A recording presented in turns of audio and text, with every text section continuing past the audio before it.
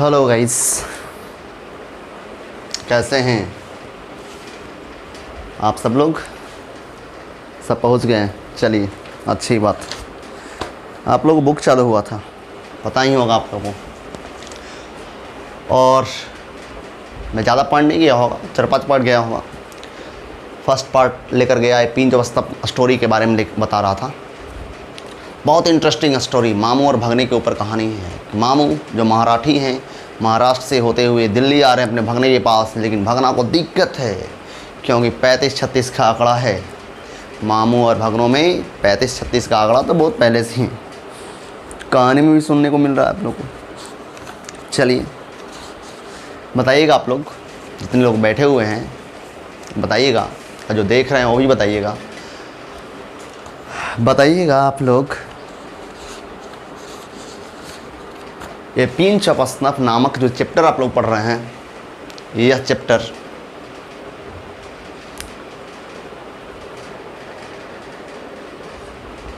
Pros का कौन सा पार्ट है? स्टोरी है, एसे है, स्पीच है, ड्रामा है?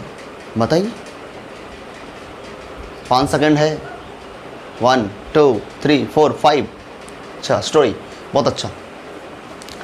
तो याद रखिएगा। बताइए, मामू दिल्ली क्यों आ रहे थे इस गर्मी में? क्यों? अच्छा, किसी मंत्री से मिलने के लिए। बहुत अच्छा, बहुत अच्छा। और जो देख रहे हैं यूट्यूब पर वीडियो, उनसे मेरा आग्रह है कि मैं 2 सेकेंड टाइम दे रहा हूँ आप लोग को। बुक निकाल लीजिए फटाफट। 1 2। जिनके पास बुक नहीं है, मैंने बोला था कि आप जिनका भी एडमिशन है यहाँ पे मैसेज करिए, आपका यहाँ से चैप्टर वाइज चला जाएगा।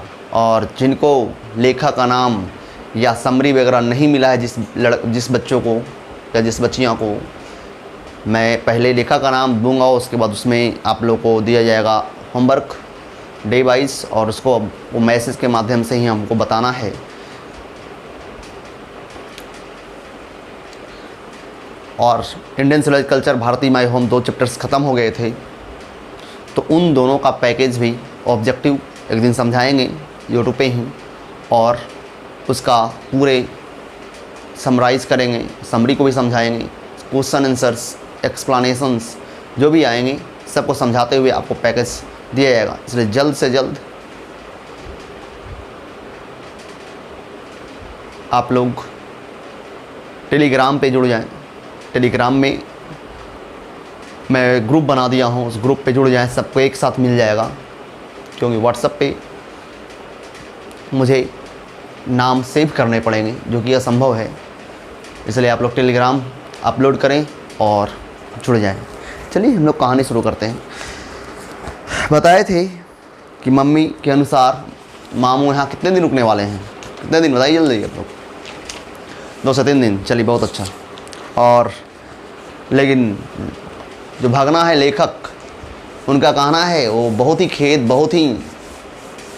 प्रकट करते हुए कहते हैं, ओ माय गॉड, ये तो बहुत बड़ा अफसोस की बात है कि मामू यहाँ 2 से 3 दिन नहीं रुकने वाले, वो सप्ताह और महीनों तो रुकेंगे। क्यों? बताइए आप लोग, सोचिए क्यों रुकेंगे? आखिर भगना ने ऐसा क्यों सोचा कि वो सप्ताह और महीनों रुकेंगे?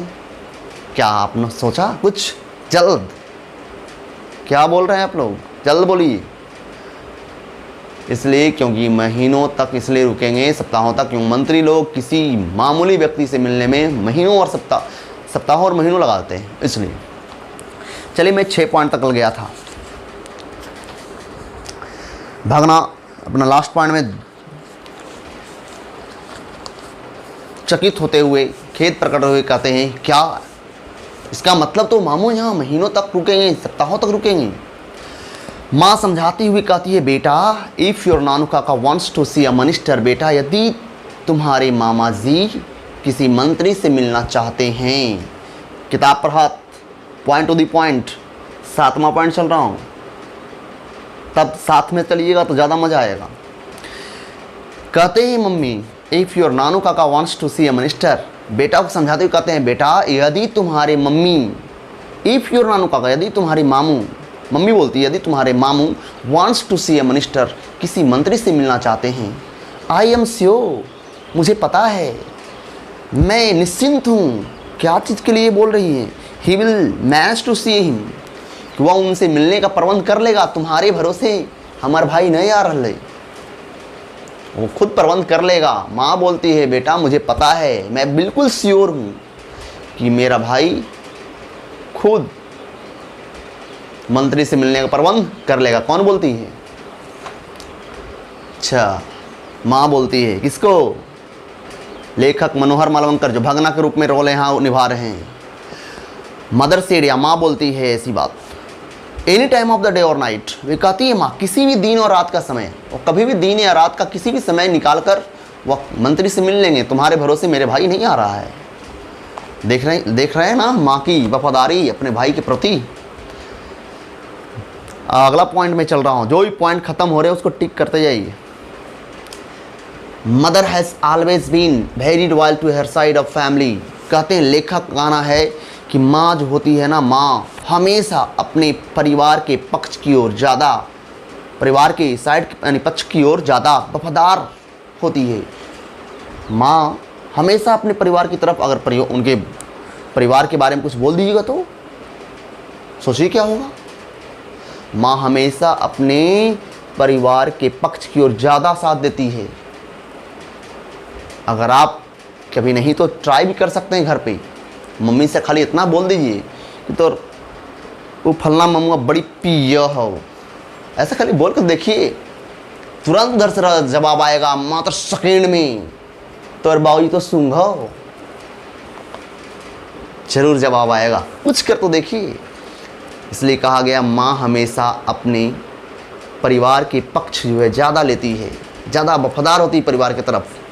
एंड आफ्टर ऑल, और आखिरकार नानू काका इज हर ब्रदर, और आखिरकार नानू काका मामू को बोलते हैं, और आखिरकार नानू काका जो हैं उनके भाई हैं। नानू काका उनके क्या हैं? भाई हैं। नानू काका उनके क्या है? भाई हैं। तो समझ गए होंगे आप लोग। पॉइंट टू द पॉइंट रही। आई, लेखक अब अपने बारे में बोलते हैं। आई ऑन द अदर हैंड, दूसरी ओर अगर मैं बात करूं अपनी, मैं have something of A complex. लेखक कहते हैं मैं दूसरी ओर अगर बात करूं तो मुझे कम्प्लेक्स अबाउट मिनिस्टर्स, मंत्री के प्रति मुझे कुछ कम्प्लेक्स है, जटिलताएं हैं, समस्याएं हैं मंत्री के प्रति। आखिर क्यों? I am an under secretary, लेखक जो है एक अंडर सेक्रेटरी हैं, अवर सचिव जिसको बोलते हैं, उप सचिव जिसको बोलते हैं। लेखक क्या है? Under secretary. लेखक क्या है? Under secretary, under secretary. ये मालवंकर साहब का बहुत ही बेहतरीन स्टोरी में से एक है। वे इस कहानी में अंडर सेक्रेटरी के रूप में अपने आप को बता रहे हैं। कहते हैं मैं अंडर सेक्रेटरी हूँ, वो भी ऑन प्रोबेशन, यानी परिक्षेमान की अवधि के लिए। परिक्षेमान हम समझते हैं, परीक्षण में रख ली। जो कोई अनट्रेन रहता है ना, तो उसको ट्रेनिंग के दौरान, जैसे आप टीचर हैं और अनट्रेंड हैं, पहली बार जा रहे हैं, तो पहले उनका परीक्षण लिया जाता है, उसकी वफादारी का, उसकी एबिलिटी का, उसकी गुणवत्ता का। उस अवधि को प्रोबेशन कहते हैं अंग्रेजी में। ट्रायल पीरियड मैंने समझाओ, जांच की अवधि, आपके निखार को देखा जाता है, उसको अंग्रेजी वर्ड में बोलते हैं प्रोबेशन। यानी लेखक अंडर सेक्रेटरी हैं, जिनको वो भी जो सचिवालय में, मिनिस्ट्री हाउस में जो है, वो परीक्षण के लिए है, मतलब परिक्षेमान की अवधि के लिए है, मतलब उनका परीक्षण लिया जा रहा है। इसलिए उनको मंत्री के प्रति जटिलताएं हैं। And as such train to regard minister as being 2 steps higher than God. And और एज सच, ऐसा ट्रेंड किया गया है उनको, ऐसा बताया गया है उनको, टू रिगार्ड कि मंत्री को, मिनिस्टर्स मंत्री को जो रिगार्ड्स करते हैं, आदर जो करते हैं, सम्मान जो करते हैं, एज बीइंग 2 स्टेप हायर, यानी देन गॉड, भगवान से भी 2 कदम आगे बढ़कर मंत्री को आदर किया जाता है। ऐसा उनको ट्रेंड किया गया है, उनको बताया गया है, उनको समझाया गया, उनको ट्रेनिंग दिया गया है कि मंत्री लोगों को भगवान से भी 2 कदम ऊंचा, भगवान से भी 2 कदम ऊपर चल के उनका आदर किया जाता है, रिगार्ड किया जाता है। And the secretaries are being just 1 step higher, और सेक्रेटरी लोग जो होते हैं वह 1 ही कदम ऊपर होते हैं। मंत्री लोग 2 कदम ऊपर माने जाते हैं गॉड से, जबकि सेक्रेटरी लोग जो होते हैं वह 1 कदम ऊपर।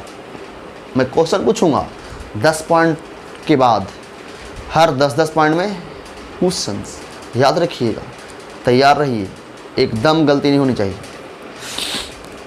हाँ, चलिए 9वां पॉइंट में मैं गुजर रहा हूँ। कौन सा पॉइंट में चल रहा हूँ? 9th point.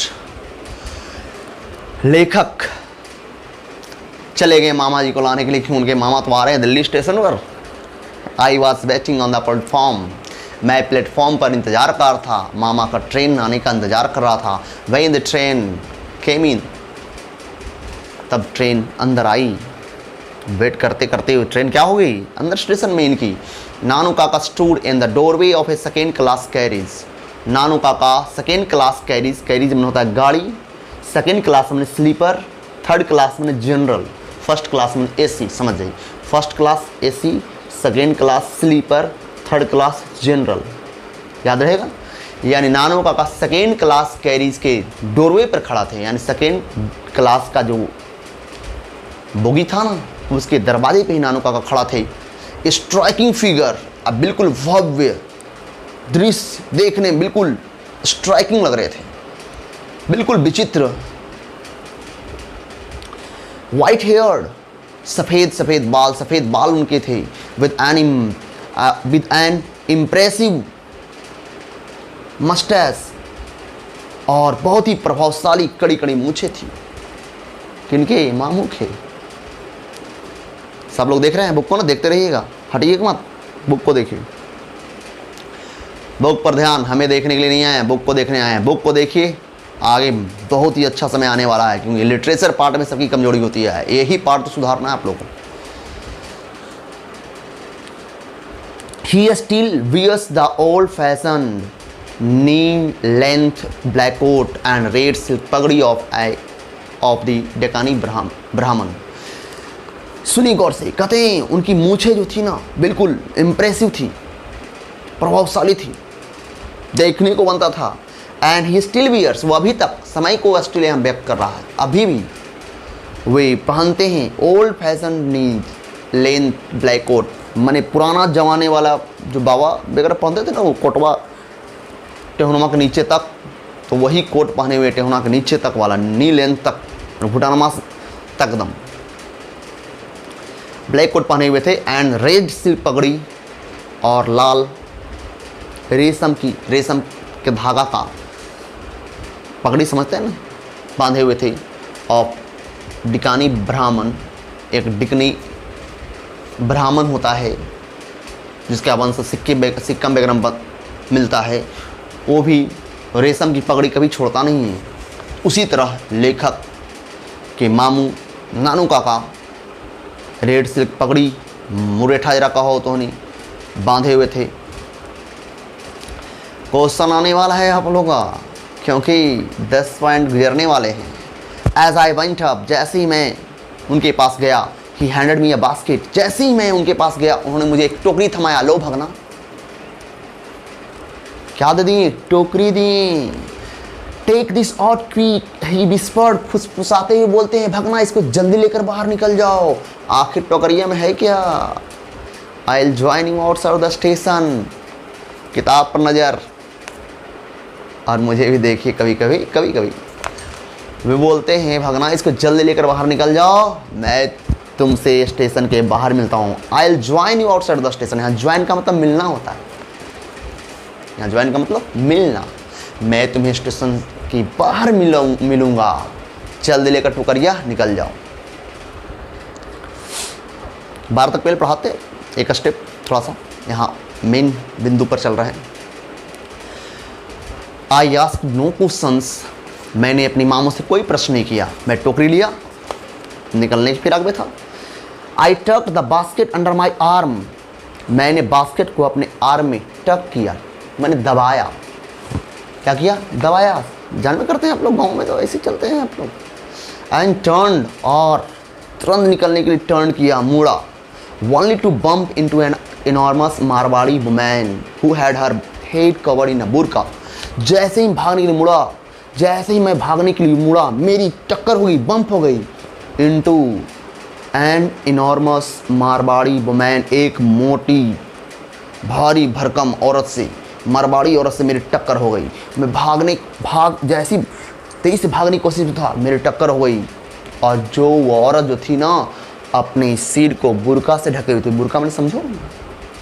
मैं भागना चाहा, मामू बोले कि भागो जल्दी लेकर इसको निकल जाओ। मैं सोचा जल्दी निकलते हैं, लेकिन सामने मारवाड़ी औरत आ गई, मेरी टक्कर हो गई। बट माई अपलॉसिस वेयर ड्रॉन, लेकिन मेरी क्षमा जो थी, मेरी क्षमा याचनाएं जो थी, वो ड्रॉन कर दी गई, दब गई। किससे भाई? मैं क्षमा मांगा उस औरत से, लेकिन मेरी क्षमा दब गई। By the strange sound emanating from the basket, basket से उठ रही थी, इमेंटिंग हो रही थी। स्ट्रेन साउंड, एक अजीब सी आवाज़ उठ रही थी। उसकी आवाज़ से मैं क्षमा मांगा, लेकिन उसकी आवाज़ से क्या हो गई? मेरी क्षमा जो है दब गई। And the protest of an outrage kitchen, और जो मेरी आवाज़ का जो विरोध किया, दूसरा आवाज़ जो वो किटेन का था, वो गुस्सैल किटेन। आउटरेज मतलब था गुस्सा में, किटेन का मतलब तो बिल्ली का बच्चा, बिल्ली की बच्चा की गुस्सैल आवाज़ थी। मैं उनसे क्षमा मांगा उस औरत से, लेकिन उनकी गुस्सैल आवाज़, उस बिल्ली के बच्चे की गुस्सैल आवाज़ के कारण मेरी क्षमा बेचारी सुन नहीं पाई। जी स्पीड्स स्ट्रप्स म्याओ म्याओ म्याओ, और वो आवाज़ किसी और की नहीं, वो आवाज़ म्याओ म्याओ थी। आई डक्ड एंड रैन, मैं संभला। मैं तो अचानक टकरा गया, तो मैं संभला, दौड़ गया। And mingle with the crowd, और भीड़ में जाकर मिल गया। एंड स्क्वेज्ड, और स्क्वेज्ड किया। स्क्वेज्ड समझते हैं ना, जगह छोटा बना लेना, दब जाना, घुस जाना। Through the get in wake of A sick marriage party, और मैं जगह को छोटा बनाते हुए भीड़ में दबते हुए गेट को पार कर एक रोड पर जा रही सिख मैरिज पार्टी में जाके मिंगल्ड हो गया, मिल गया। अब क्वेश्चन आ रहा है आप लोगों के पास, बताइएगा, क्वेश्चन जा रहा है, बताइए कौन अपने परिवार के पक्ष, परिवार के प्रति ज़्यादा लॉयल होती है, ज़्यादा वफादार कौन होती है? ऑप्शन फादर, मदर, आंटी या सिस्टर? मदर। दूसरा क्वेश्चन जा रहा है, लेखक क्या है? 1 सेकेंड, 2 3 4 5 अंडर सेक्रेटरी हैं। लेखक को किनके प्रति कॉम्प्लेक्स है, समस्या है, जटिलता है? जल्दी 1 2 3 4 मिनिस्टर्स बताएंगे आप लोग। लेखक के अनुसार मिनिस्टर्स लोग को भगवान से कितना कदम ऊपर दर्जा दिया गया है, कितना कदम ऊपर रिगार्ड्स किया जाता है। चल 1 2 3 4 5 2 स्टेप्स, बिल्कुल सही। और सेक्रेटरीज को 1 स्टेप, बिल्कुल। बताइएगा, लेखक जो थे, लेखक का जो मामा थे, वह पगड़ी जो था किस कलर का था? मामा की पगड़ी रेड सिल्क पगड़ी थी, रेड सिल्क पगड़ी थी। सिल्क रेशम, एक रेशम धागा होता है जिससे बुनाई जाती है। रेशम की पगड़ी थी, लाल। बताइएगा, लेखक के मामा जो थे, नानू काका, वह कब के जमाने वाले कोट पहने हुए थे? New fashion, American fashion, old fashion? बताइए। बिल्कुल ओल्ड फैशन। बताइएगा, मामू, नानू काका, भागना क्या दिए, चल 1 2 3 4 5। Okay, basket. अगला, मैं ज़्यादा सीरियस नहीं हूँ, जितना वीडियो बने उससे कोई मतलब नहीं है। जब तैयार हैं पढ़िए, लेकिन हाँ उसको गौर से देखिएगा बुक को। बताइएगा उस टोकरी में क्या था, ऑप्शन भी दे दें। Banana, apple, orange, kitten. Okay kitten, बिल्कुल सही। बताइएगा आप लोग, लेखक जब दरवाजे से बाहर निकले तो कौन सी पार्टी में जाकर मिल गए। मैंने शादी हो रही थी तो कौन से समाज, कौन से कम्युनिटी में जाके मिले, चल बताइए। 1 2 3 4 5। Sikh marriage party. कौन marriage party, Sikh marriage party. देख रहा हूँ कितना।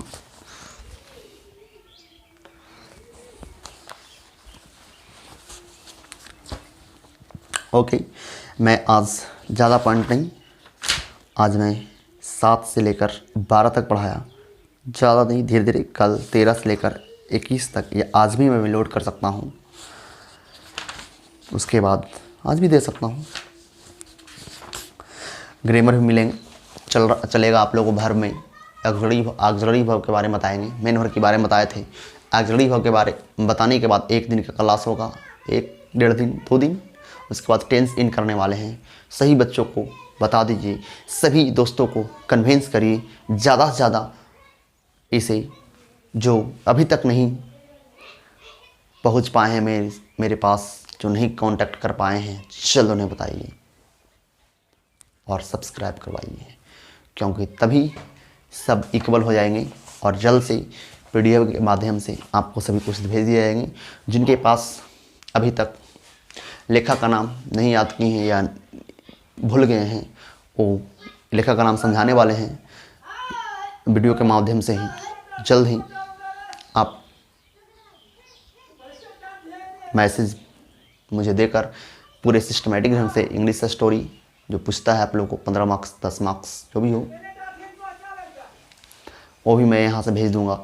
बहुत सारे पैकेज, उसमें बहुत सारे क्वेश्चंस हैं, तो बी रेडी एंड तैयार रहिए। ओके।